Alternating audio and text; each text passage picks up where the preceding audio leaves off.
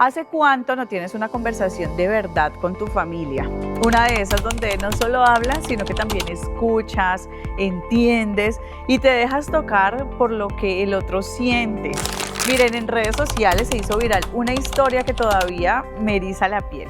Luisa García es una joven influenciadora colombiana quien cuenta cómo después de varios años de distanciamiento con su mamá por diferencias sobre su pareja y su carrera, decidieron reencontrarse en una conversación guiada con una terapeuta. Ese video superó el 1.000.000 de vistas en TikTok y en YouTube. Y lo que más impactó no fue el drama, sino la ternura de ver cómo el diálogo reconstruyó un vínculo que parecía roto. Miren, si hablamos de Colombia, según un estudio realizado en Antioquia y el Valle del Cauca, el 23% de los niños percibe la comunicación baja o muy baja con sus padres. ¿Y ustedes sabían que en familias desplazadas, por cada punto que mejora la calidad de diálogo, baja en un 9% la probabilidad de trastornos mentales en adolescentes? Entonces, ahí a mí me surge una pregunta y es si estamos escuchando realmente o solo estamos sobreviviendo en medio de tanto ruido. Porque miren, el silencio, los gritos o los malos entendidos que hoy se normalizan son los vacíos que mañana nos pesan.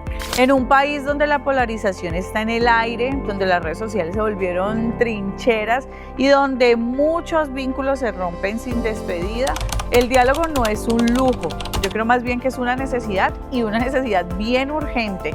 Y esto empieza desde casa, en lo cotidiano. Los invito para que se queden en esta conversación porque también puede ser un asunto de familia. Las discusiones son inevitables, pero la manera en que las afrontamos puede cambiarlo todo. Elevar el tono o encerrarse en el silencio solo aumenta la distancia. El diálogo, en cambio, abre caminos para entender y sanar. Hablar bien es una forma de cuidar. El arte de resolver conflictos no consiste en ganar argumentos, sino en escuchar de verdad. Desescalar una discusión requiere paciencia, humildad y disposición para ceder. Son gestos simples: respirar, escuchar, buscar un acuerdo antes que una victoria. En este capítulo queremos proponer estrategias para caminar la palabra, porque las conversaciones que importan no son las que hieren, sino las que enseñan, reparan y construyen. Aprender a dialogar es un acto profundo de amor, y ese acto es un asunto de familia.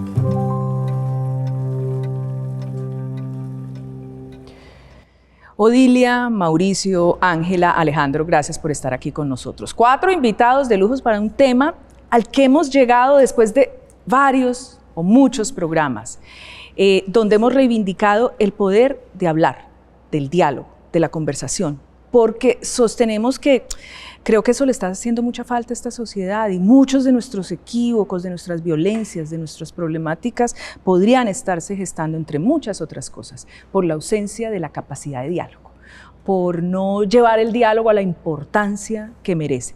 Y yo quiero arrancar con usted, Alejandro, para que nos hable de eso, digamos filosóficamente, por qué el diálogo es importante, porque ha sido una herramienta vital para la humanidad y tenemos que rescatarlo hoy en día.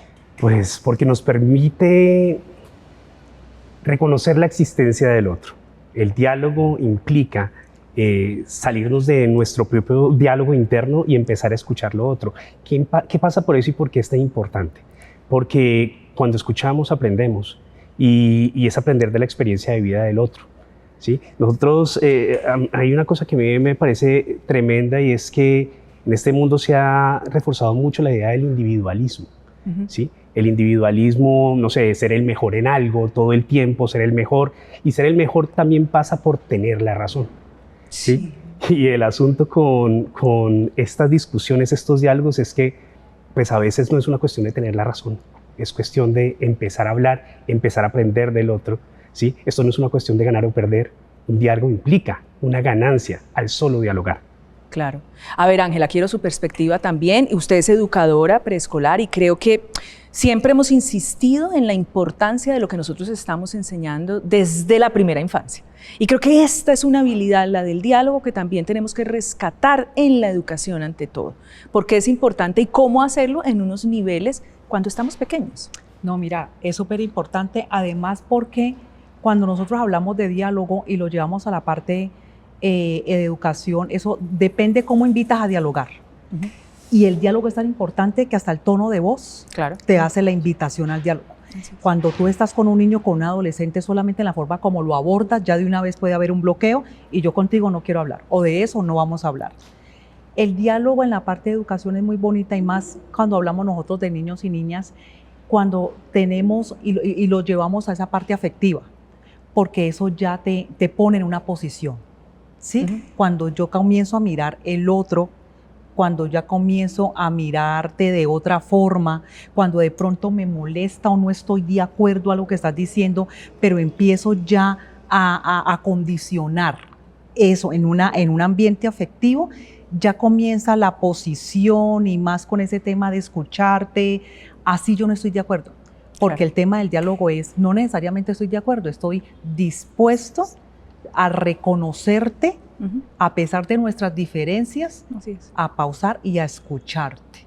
Esa parte en el tiempo es importante. Y más en nuestra escuela. Nuestra escuela es una sociedad, es nuestra réplica, una sociedad pequeña. Total. Y la familia allí tiene es un factor súper importante, porque los niños nos traen eso de la familia, y aquí en la escuela comienza a haber réplica. Así que te cuento que desde la escuela pues podríamos hablar cantidad de cosas. El microcosmos, no, la embrión de es un tema, y hoy podemos hablar de mediadores escolares, podemos hablar de otras cosas que podemos, pero te cuento que la escuela es un buen inicio, un excelente inicio, y una continuidad y un reforzamiento desde esas perspectivas que podemos brindar para que ese diálogo sea efectivo. Sí, señora. Y ahora volvemos con todos esos tips que seguramente nos vas a dar. Mauricio, ellos dos han nombrado algo, y es el otro.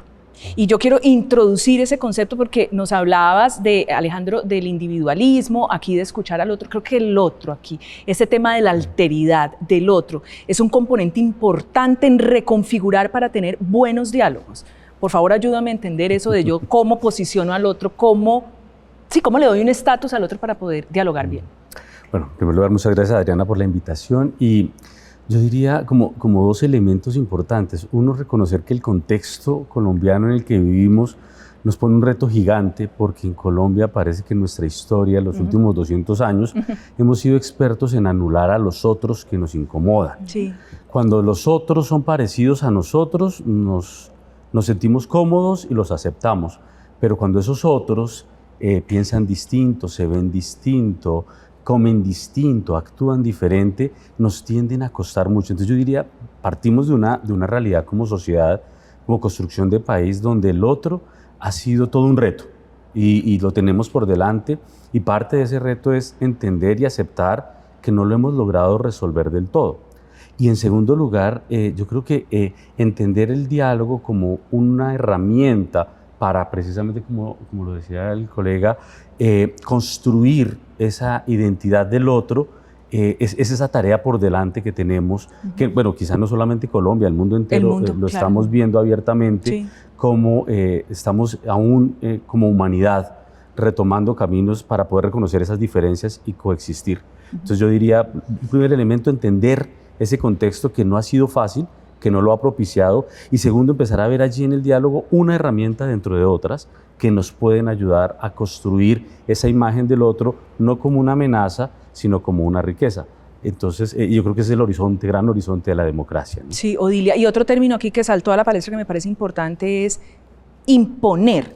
Es que en el diálogo yo estoy tratando de dialogar para convencer al otro, para traerlo que ese otro deje de ser tan distinto a mí y venga para acá, porque en esa medida entonces yo lo valoro, yo lo acojo, yo lo integro. Nuevamente es un tema de que la alteridad, de cómo nos posicionamos por la alteridad, pero imponer, digamos, ¿cómo son unas buenas herramientas del diálogo para que en efecto no se trate de imponer al otro, sino construir en diferencia además? Por supuesto. Adriana, muchas gracias por la invitación y bueno, qué rico compartir con nuestros colegas, me parece, digamos que es un espacio súper valioso. Frente a lo que tú mencionas, creo que es muy importante pensarnos un poco nuestros propios diálogos internos. Cómo queremos que nos vean hacia afuera. Y esos diálogos internos están muy relacionados con lo que implica, digamos, hablarnos de nosotros de manera positiva o de manera negativa. Y asimismo nos vamos a proyectar en el entorno en que nos movemos. Porque a veces nosotros, desde adentro no está hablando el ser que somos, sino nuestro ego. Y ese ego busca que nosotros, digamos, nos alimentemos buscando posicionar nuestra postura. Y yo creo que eso es importante. Cuando el ego sale y se posesiona en la relación entre las personas, allí tenemos que revisarlo con calma, porque realmente no somos nosotros, digamos, nos estamos dejando llevar por una emocionalidad que es interna. Por eso es tan importante los diálogos internos, nuestros propios diálogos. Esos diálogos positivos que nos permite apertura, que nos permite, digamos, relacionarnos con otros. O nos podemos ir con esos diálogos internos que son diálogos más orientados a vernos desde la manera negativa, es decir, desde lo que nos genera estrés, nos genera crisis y allí aflora el ego, que es el que no nos deja en mucha ocasión dejar que el otro sea, sino que pensamos en nosotros. Yo creo que eso es muy interesante y hace mucho sentido frente a lo que mencionaban nuestros colegas, porque realmente en el momento en que le damos el lugar al otro, nosotros podemos permitir que haya diálogo, que haya una conversación fluida. Yo me remonto a historias pasadas en la antigüedad. Pues por supuesto los griegos, todas unas escuelas de filosofía donde el diálogo era la base del aprendizaje. Perfecto. Yo, por ejemplo, veo debates en el budismo, en las escuelas budistas, donde el debate es una herramienta de aprendizaje y de reconocimiento tanto de la voz interna como externa. Es decir, el diálogo es una herramienta importante para que nosotros como comunidad crezcamos. Entonces, por eso hoy me pregunto, ¿y por qué a veces como que lo miramos por encima del hombro y no nos gusta? Si eso viene siendo la herramienta de la humanidad. Claro, lo que pasa es que también, vuelvo al tema de tener la razón, ¿no? Esto y sobre todo los entornos, el contexto es muy importante. En este momento hay un contexto que nos absorbe un montón, que es el tema de las redes y la virtualidad, ¿sí? Aquí nos encontramos con que ese diálogo interno se ha ido cambiando por las cámaras de eco, es decir, estos espacios donde el algoritmo nos empieza a tirar todo lo que a nosotros nos gusta para que siga yo metido ahí, ¿no? Sí. Entonces tengo la razón. Tengo la razón, claro. Porque me aparece lo que yo busco, que es lo que... No crezco, qué no peligro crezco, eso. no cambio, ¿sí?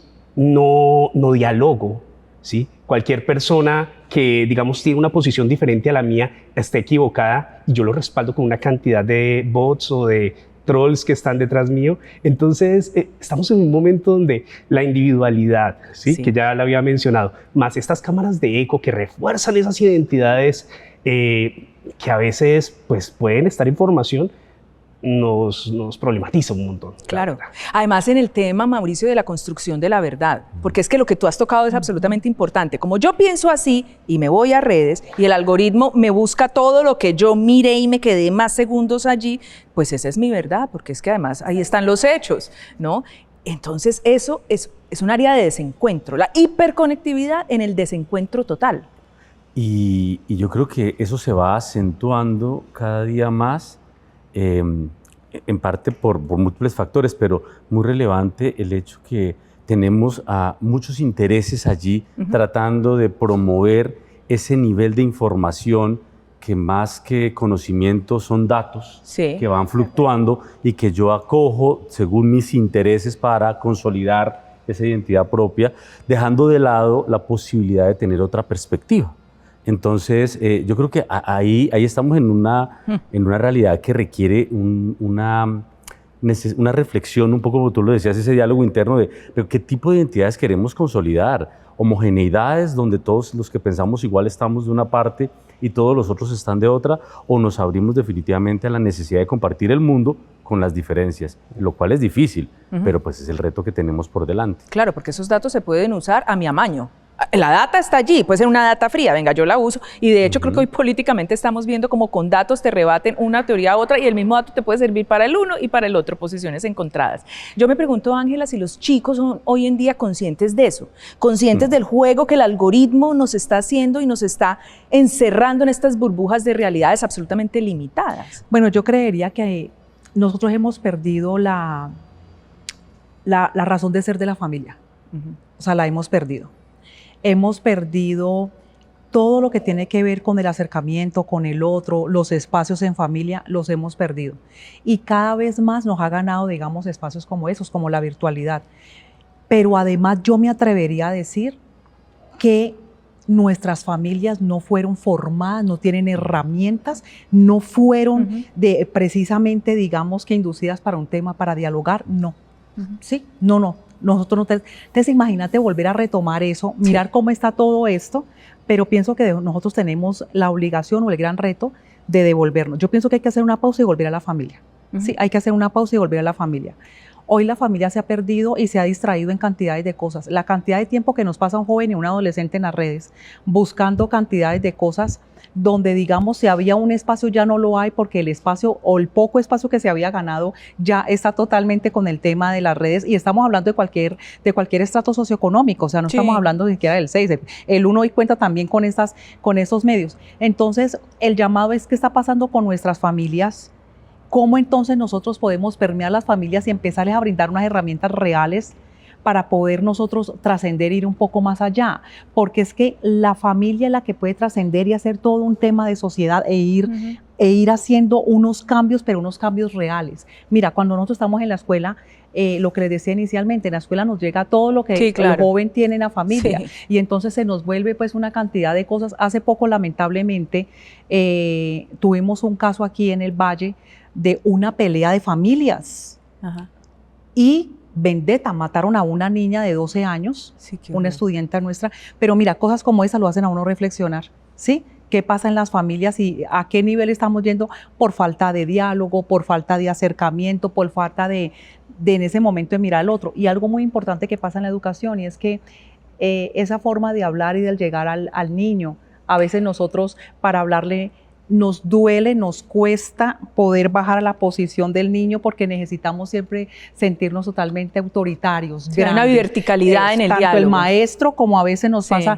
con las familias. Entonces, sí, el toque es mirar qué pasa en la familia, porque eso definitivamente nos está replicando en otros escenarios y está llegando hoy a lo que tenemos nosotros hoy como país, como sociedad. Vamos a un corte de comerciales y ya regresamos, porque este tema de la familia creo que queremos ahí también ponerle un foco.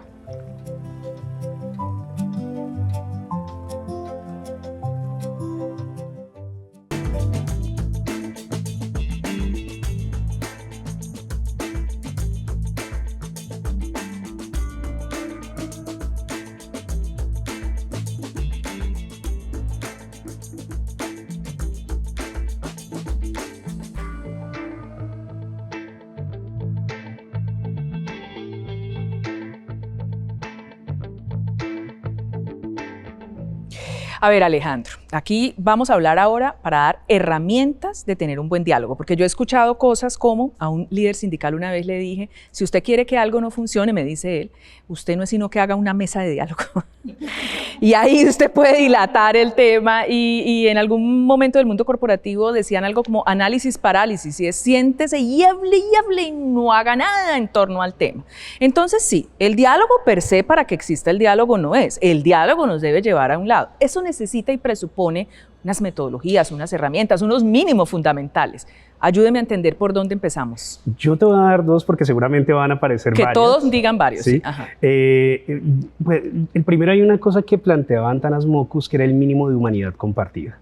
¿Sí? Es básicamente comprender que la otra persona que está ahí es un humano, tiene derechos, ¿sí? Tiene debilidades, tiene fortalezas, es un humano como vos. ¿Sí? Básicamente empieza por ahí. Una vez eso, hay una cosa que a mí particular me parece súper importante: la curiosidad. La curiosidad. La curiosidad por el otro, la curiosidad sobre qué es lo que hay ahí, qué es lo que hay detrás de esa idea que de pronto no estoy de acuerdo. puede ser algo de su experiencia personal, puede ser algo de su entorno. Entendamos su entorno. Cuando vos te aproximas desde la curiosidad de una persona para poder entenderla, ya no hay una relación de te quiero convencer, te quiero cambiar, sino te quiero entender. Y querer entender a alguien, a mí me parece que es como el punto más bello de oportunidad para poder establecer un diálogo, porque un diálogo desde la curiosidad es un diálogo que no impone, es un diálogo que escruta. Y en el que yo me alimento mucho, porque qué chévere eso de la curiosidad, de pronto me abre mi mente, que es a lo que no estamos dispuestos. Total, total. Entonces la curiosidad creo que es un elemento que a mí me parece fascinante. Obviamente hay otros temas como el análisis crítico y todo, pero si quiero tomar un hito para poner acá, digamos, sobre la mesa, es este tema de la curiosidad. Me parece muy chévere. A ver, otro tuyo. No, yo pensaría que volviéramos a generar esos espacios en familia que se han perdido. ¿Cómo? ¿Sí? ¿Cuál? A ver, y que ¿cómo? nosotros lo hemos traído de generación en generación, por lo menos en un momento, en un almuerzo o en una cena, que se nos ha perdido. Muy pocas familias hoy cenan o almuerzan juntas, pero empezar a tener espacios en común.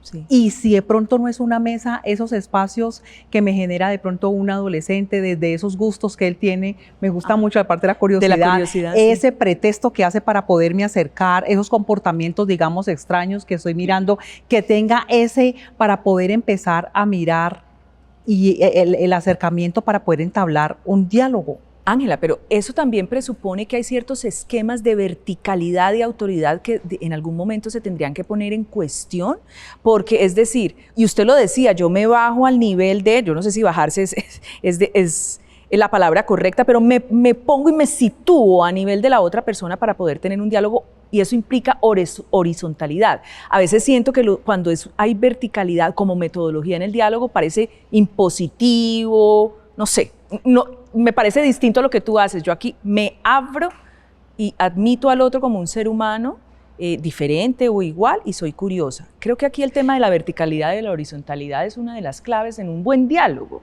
A ver, y depende. Ajá. Y también depende porque a veces pensamos que hoy como estamos en sociedad es porque la verticalidad nos ha cogido ventaja. Ajá. ¿Sí? Y entonces la cosa es, espere que yo estoy hablando, no es como usted piensa, es como yo digo. Sí, entonces también, y también la posición, ¿cierto? Entonces, ¿quién soy yo? Y entonces, si estoy un poquito más, si soy tu jefe, sí, también esa parte de esos roles que nosotros tomamos que en hace sociedad. mucho daño un Pero buen mira, diálogo. por ejemplo, cuando hablamos en la escuela, el actor, el joven cuando comienza a ser un mediador, ¿sí? Ya entonces ya perdemos ese espacio vertical, sino que ya es entre pares, que ya comenzamos como a caer en cuenta, vení, es importante que hablemos, qué fue lo que pasó, empezamos a mirar, a entablar unas conversaciones frente a una situación y eso va a llevarnos a otras cosas. Pero mira que la escuela no solamente en la parte vertical, en esa verticalidad, sino también, digamos que haciendo uso, y más ahorita cuando estamos hablando de justicia restaurativa y todo eso que la escuela ha empezado a tomar de allí, y que ha avanzado bastante en ese proceso. Hoy por lo menos la escuela tiene unas anécdotas, tiene, digamos, unos antecedentes importantes frente a cómo llegar al otro, siendo nosotros pares, y hacerte caer en cuenta de qué fue lo que faltó allí para poder haber ocasionado algo. ¿Sí? En estos días un estudiante nos llamó la atención, no quería dialogar, había pasado una situación, lamentablemente pues hay unas consecuencias que hace parte también del ejercicio, pero llegaba este mediador, este joven, y le decía al compañero, pero mira, si hubieras podido pensar 30 minutos, 15 minutos antes, ¿qué hubiese pasado? Nos hubiéramos evitado un golpazo. Pero mira ahí. ese ejercicio tan bonito frente a eso, o sea, pausémonos, ¿qué hubiese pasado? Claro, eso dio pues para hablar y empezar a mirar lo importante de poder, digamos, ponernos en el zapato del otro, mirar al otro y a veces frenarnos antes de actuar. Y eso hace parte del diálogo. Sí. Otra metodología, Mauricio, a ver, que le parezca clave en el tema del diálogo. Muchísimas, pero sumando un poco otra capa, yo creo que los diálogos que incomodan, y yo creo que el dialogar con quién, es mucho más fácil sentarme a dialogar con el amigo, con el amigo, con el que nos la llevamos bien, con el que coincidimos, con el que tenemos cosas en común. Pero yo creo que el reto, y como sociedad tenemos que empezarlo desde la familia, desde el colegio, es hacerlo con los que no me caen bien, con los que no piensan como yo, con esos como que son los contrarios, ¿no? Los del otro lado de la orilla. porque con ese es con el que me toca vivir, o sea, Claro. con ese es con el que me toca construir sociedad. Y yo creo que ahí haría la pregunta de ¿con quién estoy dialogando yo normalmente? Si uno le pregunta a cualquier ciudadano, yo creo que todos decimos, todos dialogamos, pero si uno hace el examen, un poquito el examen de conciencia sobre, en la última semana, cuántas conversaciones he tenido con personas que sé que me incomodan, pero que aún así he propiciado ese espacio. Yo creo que ahí ya todos decimos, y quizá no he tenido tantas, porque me cuestan, pero no podemos construir una sociedad si dejamos de lado los que nos cuestan, porque resulta que media sociedad nos cuesta, entonces tenemos que dividir el país de muchas maneras. Entonces yo creo que ese sería un elemento, una pregunta por cuántas veces propicio de manera directa, o sea, yo promuevo, no es que me tocó, no, es que yo promuevo espacios de diálogo con aquellos que nos cuestan y cómo llevo esos espacios a la familia. Y también les digo a los chicos, a los pequeños, a los jóvenes, mira, esos que nos cuestan, también podemos coexistir. No vamos a compartir los mismos principios, es posible que no lleguemos a ninguna conclusión, seguramente no tendremos ningún acuerdo, pero puedo dialogar con ellos, Sí. aunque no me parezca. Y yo retomaría dos frases de ahí, sacadas de quien alguien las dijo para seguir con esa reflexión. Una, Estanislao Zuleta, que nos dice, el conflicto no lo vamos a acabar. Lo que tenemos que hacer es capaces de tener mejores conflictos. Y a mí me late que el diálogo es una clave para tener mejores conflictos. Eso lo uno. Y lo otro que salió de muchos procesos de paz hace ya varios años era, póngale un rostro al otro, al que usted considera enemigo, porque es que al enemigo lo hemos deshumanizado. Y cuando me refiero a enemigo no son un contrario político en armas, sino al que no está pensando como yo. Es casi un demonio. Yo le quité el rostro. Y en las claves de los diálogos de paz que nos han llevado acá, cuando usted se siente y le pone a él un nombre, una historia, unos padres, una religión, esa curiosidad de la que usted hablaba, el diálogo fluye más, porque no es con ese prejuicio y ese estereotipo con el que yo me siento. Entonces quiero que me ayude a entender desde esos dos conceptos. Hay un montón de lo que me estás diciendo ahí. Yo recuerdo que recientemente, pues, cuando estábamos en los diálogos, había un tema que se llamaba diálogos improbables, donde ponían a hablar Sí, de a acuerdo. dos personas completamente opuestas, y eso es empezar a ponerle rostro. Pero ¿dónde viene quitarle rostro al adversario? Cuando las guerras se empiezan a hacer con elementos como las metralletas, tú ya podías hacer ta, ta, ta, ta, ta, Y yo no ta, sabía a quién le y estoy no sabías a matando. quién matabas. Ahora estamos con drones, ¿no? Imagínate, cada vez O sea, ni siquiera estoy viendo dónde cayó esa un vaina y qué videojuego. hizo. Y es una lógica de la deshumanización del alterno. Exacto. ¿Sí? Ahí hay un teórico, no recuerdo su nombre, que hablaba de los 8 pasos para los genocidios. ¿Sí? Uno de esos, creo que es el tercero o cuarto, de la deshumanización, porque de plano vos no podés generar una cosa tan terrible como un genocidio cuando no has deshumanizado a la otra persona. Sí. Eso no es una persona, es un animal. Y eso lo podemos ver En Gaza. en Gaza. Gaza. Y lo podemos ver en todos los ejemplos de genocidios que hay. Es una deshumanización de la otra persona, y la otra persona no existe como humano. Mínimo de humanidad compartida, que estábamos diciendo ahorita, Sí. y la curiosidad. Muchas personas que se acercan con la curiosidad al otro se dan cuenta que no es un villano. Se dan cuenta que Gregory simplemente piensa Stanton fue el distinto. que dijo eso, me dicen, Gregory Stanton, de los 8 pasos. Esa es... sí, Gregory Stanton. Sí, Ok, sí. perfecto. Bueno, vuelvo al tema de los mejores conflictos, que yo sé que a usted le tiré muchas preguntas en una, pero quiero aquí que por favor tú me ayudes con esto. En la escuela, porque creo que de lo que nos estabas contando es eso. Mire, yo debo preparar al chico para saber que en el mundo donde va a estar se va a encontrar con temas incómodos, con muchos conflictos, con personas con las que no voy a fluir tan fácilmente, pero es precisamente en ese mundo donde debo yo fluir y construir. ¿Cómo estamos preparando a nuestros jóvenes Bueno, en yo el me atrevería- conflicto, en la dificultad?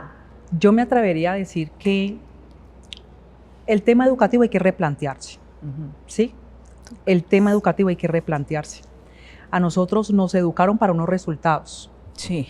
No es la realidad, Sí, ¿sí? sí, sí. La Me UNESCO hacen un examen, ¿usted qué supo? Sí, Total. a usted va, y entonces cuando uno llegó a clase, no, usted llegó a estudiar, usted va a estudiar. La UNESCO dice que los pilares de la educación, entre los pilares de educación que está el ser, el hacer, el conocer, está el convivir. O sea que necesariamente la escuela me obliga, porque es que yo estoy con el otro, ¿sí? O sea, yo aquí estoy, pero hago parte de una mini sociedad, yo hago parte. Pero además de eso, además de hacer el llamado y replantear la escuela, también hago llamado a lo que hoy se ha escuchado de los adolescentes, de los jóvenes de cristal, ¿sí? Los jóvenes hoy, nosotros no hemos gestionado el conflicto, es decir, nos cuesta, entonces como yo no lo puedo gestionar, lo que yo hago rápidamente es desprenderme de mi vida o desprender al otro, ¿sí? O sea, no estamos educando a los chicos No en el estamos conflicto. para gestionar, no, nosotros Para lidiar nos con el falta para lidiarlo, ¿sí? Y se nos pierde ahí el diálogo porque lo que hablábamos ahorita, el diálogo se nos convierte que no necesariamente cuando hay un diálogo es porque va a haber una solución, Un acuerdo, sí. ¿sí? Pero el problema es que hoy, con esta rapidez y con esta inmediatez que nos obliga a la sociedad, tiene que haberlo. Entonces, si no encuentro rápidamente la solución, lo que yo hago es rápidamente tomar una decisión y que a veces las decisiones no son las mejores que tomamos, ya sea porque yo le quité al otro, porque definitivamente no estoy de acuerdo, yo prefiero quitarte el camino porque no voy a lidiar con esto, o necesariamente me voy de aquí porque tampoco voy a, sí, mejor me voy porque yo contigo, con mi mamá no pude, si tú nunca me entendiste, yo a usted dije, nunca me escuchaste, me voy. Entonces, ese tema de gestionar el conflicto, yo haría un llamado desde acá a replantearse el sistema educativo. Me parece importante, además porque hoy está llamado a otra cosa. Sí, yo pienso que nos lleva ventaja el sistema educativo. Se hizo, es más, yo hoy me siento identificada con el sistema educativo y tengo mis años. Sí, me siento identificada. La pregunta es si hoy el sistema educativo responde a lo que hoy tenemos nosotros de jóvenes, a los adolescentes, hoy está respondiendo a una realidad. Entonces, es como hacer esa reflexión, ¿no? Hacer como ese llamado y lo importante de gestionar, de lidiar con lo que tenemos, con lo que nos pesa. Sí. ¿Cómo hago con todo esto? Sí, como decía Mauricio, pues vamos a tener una incomodidad todo el tiempo, pero es que hay que darle... ¿Y cómo la gestiono? Sí, volver a decir la incomodidad, la tristeza, el llanto, eso son partes de las emociones humanas que van a estar allí, ¿no? Bueno, comerciales, ya volvemos. Sí.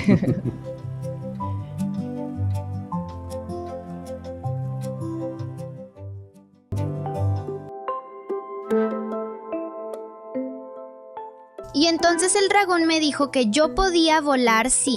Manuela, por favor, termina de desayunar. Ya vamos tarde. ¿Qué? Amor, respira. Tenemos 5 minutos.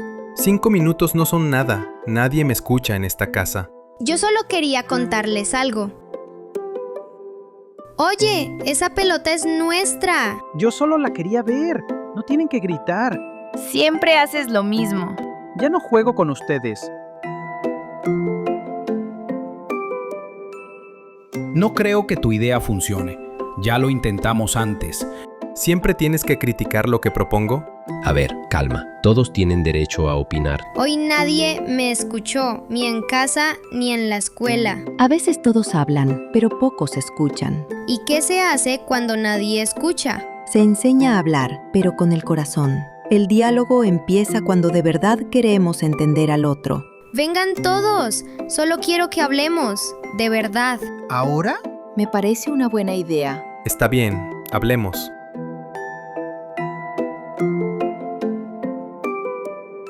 ¿Y si intentamos escuchar lo que Mateo sintió? Pensé que lo hacía a propósito. Solo quería jugar con ustedes, pero no supe cómo pedirlo. Perdón si fui duro. Tu punto de vista me hizo pensar. ¿Te parece que hablemos con más calma mañana?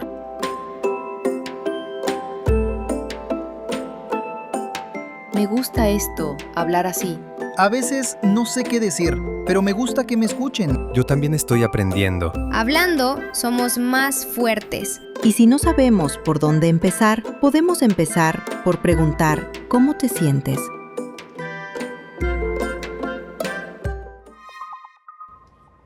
Mauricio, yo quiero volver con los griegos, porque creo que de alguna forma nos... Insisto, porque es que el diálogo ha sido metodología de aprendizaje y de desarrollo durante tanto tiempo, y bien vale que la humanidad vuelva y diga, a ver, ¿cómo es que lo hacíamos antes y por qué fue tan importante y por qué fue un pilar básico de la construcción de toda una civilización?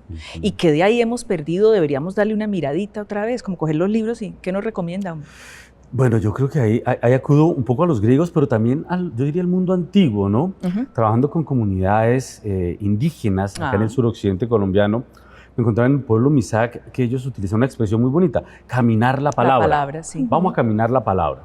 Es decir, entendemos que esto es una situación compleja, que que no tiene una solución simple, evidentemente. Entonces tenemos que caminar la palabra. Yo creo que por allí vendría un primer elemento del mundo antiguo, y es entender que en la vida hay situaciones que no son como la aritmética, simples y unívocas. 2 más 2 es 4 y ya, y vos te aprendes las tablas de multiplicar y eso se soluciona. Pero hay otros temas en la vida que yo creo que son los más importantes, que no se solucionan de una manera rápida, concreta, directa, simple, sino que requieren tiempo, requieren procesos, y para eso necesitamos caminar la palabra. Tú ahorita hacías referencia precisamente al mundo griego, Platón, el Liceo, caminando el maestro con sus discípulos, donde todos casi desde una relación muy de pares iban construyendo el conocimiento. Yo digo, varios de nuestros pueblos acá en América Latina ya hacían eso. Vamos a caminar la palabra, mambeaban, qué sé yo, pero pasaban 3, 4 lunas y hablando la palabra. Y sabiendo que muchas de las veces no iban a encontrar una solución directa, sino que quizá la solución era aceptar y entender que había temas y dimensiones de la vida humana que requieren es caminar la palabra, que eso es quizá lo máximo que logramos obtener, y yo creo que allí ahí viene un punto muy alto del diálogo, y es entender que no todas las disputas, discusiones, retos, conflictos se van a resolver. Algunos tendremos que coexistir con ellos y aprender a vivir con ellos y aprender a asimilarlos. Tú hablabas de asumirlo, de elaborarlo, pero que se va a seguir manteniendo. Entonces yo digo, por ejemplo, una pareja en familia, que el esposo y la esposa entienda que por más que hagan acuerdos, seguirán apareciendo elementos que no. Claro. Y habrá momentos donde lo mejor que podemos hacer es entender que no vamos a estar de acuerdo y que van a seguir estando allí, pero que podemos coexistir estando la diferencia allí, que podemos coexistir manteniendo la incomodidad, que quizá me tengo que correr yo un poquito y hacerle espacio al otro, porque no logramos hacerlo de una manera amplia y sosegada. Y yo creo que ese es uno de los grandes retos y que podemos entender desde el mundo antiguo, y es cómo el diálogo no es un simple dispositivo para solucionar temas, sino que el diálogo muchas veces se convierte en la manera de tramitar eso que va a seguir apareciendo. No, y creo yo, Odilia, ayúdeme con esto, es que creo que lo que tenemos que revalorar es esa diferencia. Qué pereza el mundo homogeneizado. Primero, es absolutamente irreal. Y segundo, lo que nosotros tenemos que es aprender a vivir en diferencia. Y un poco lo que nos contabas tú era, es que los chicos ahora creo que si el mundo no se adapta a lo que ellos quieren, pues como que me quiebro muy rápidamente. De acuerdo, Adriana.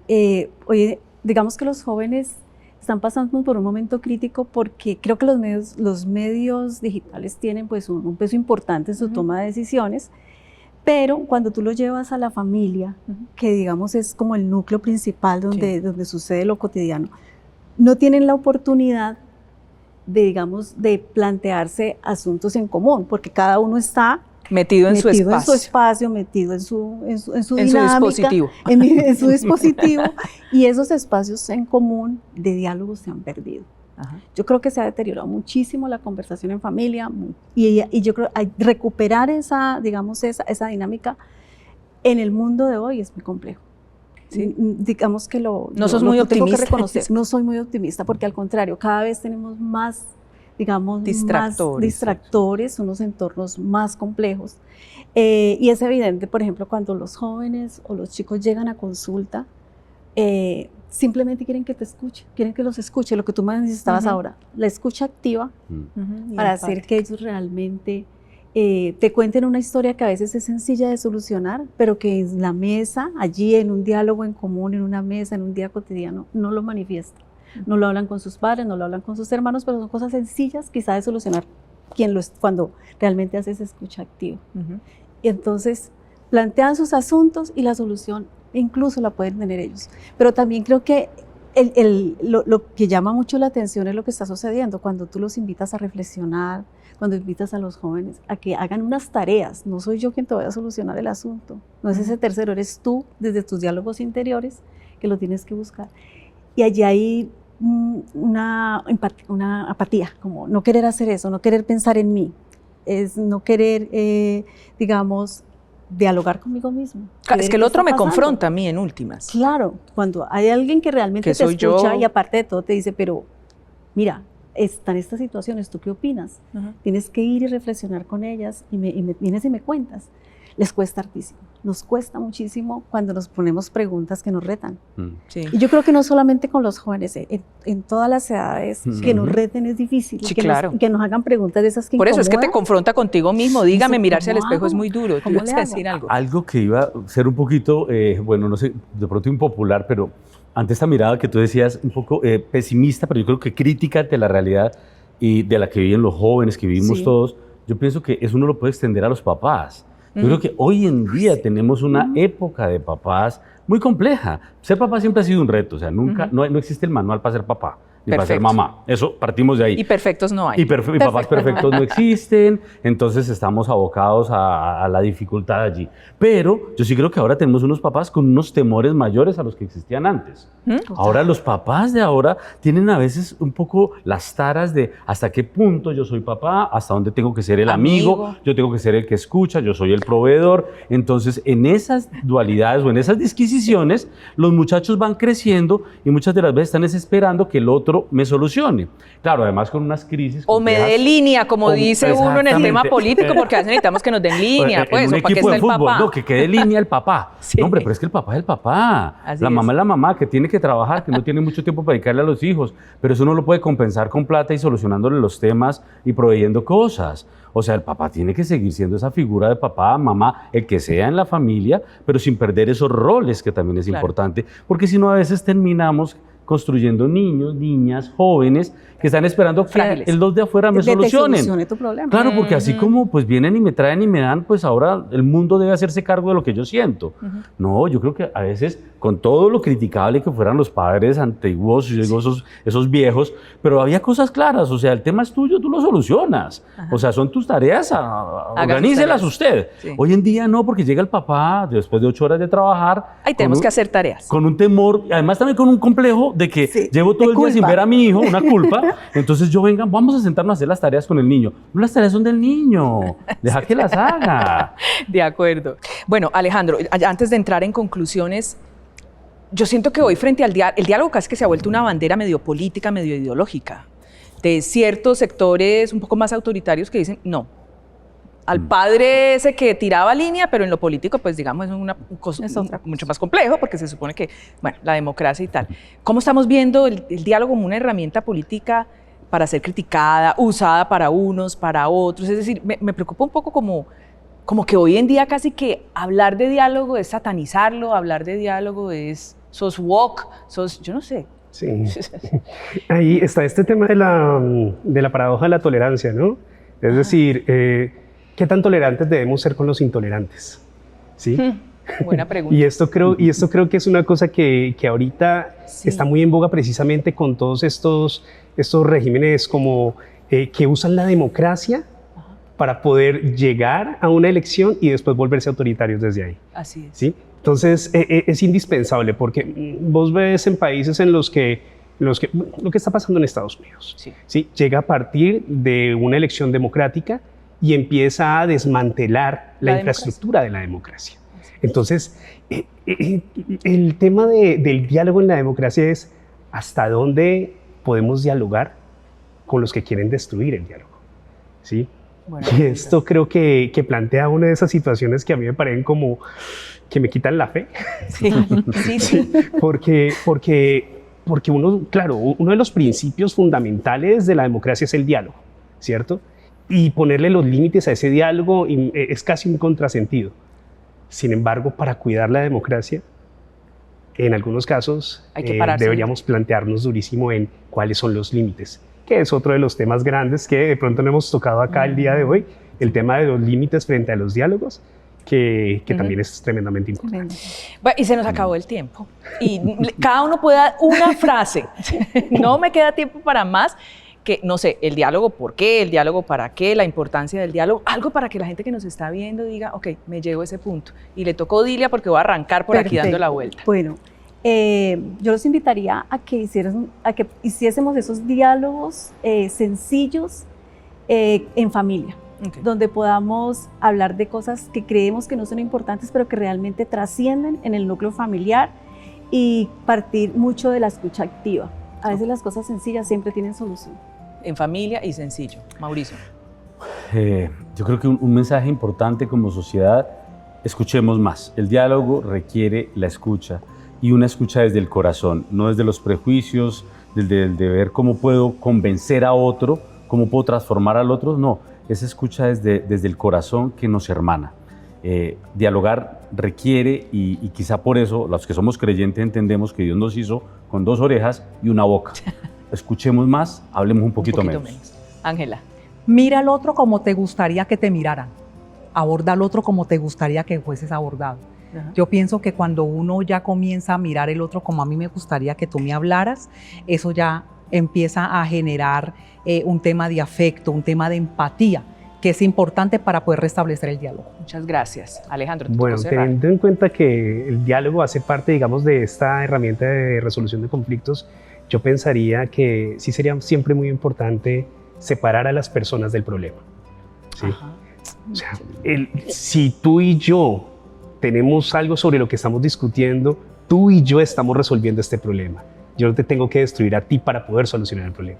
Así es. ¿Sí? Separar a las personas del problema. Súper clave, súper clave. Bueno, muchas gracias a los 4. Aprendimos muchísimo y creo que el diálogo es un tema que reivindicaremos una y otras y 1000 veces, y por eso hay que hablar tanto de él, de cómo se hace, por qué se hace y cómo entra el otro allí. Muchas Seguir gracias. dialogando. Sí, No, muchas gracias. a ti, Gracias. muchísimas gracias.